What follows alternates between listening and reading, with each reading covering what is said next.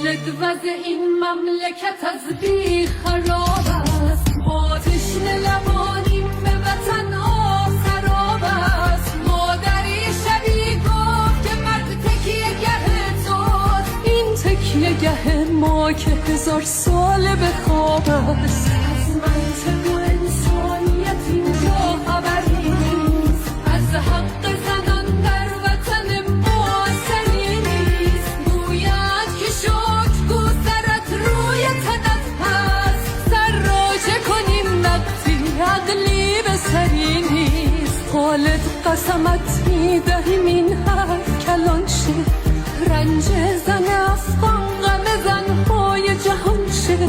مردان خدا بر سر سجاده نشستن، تو حداقل پاشو که دنیا نگران شه.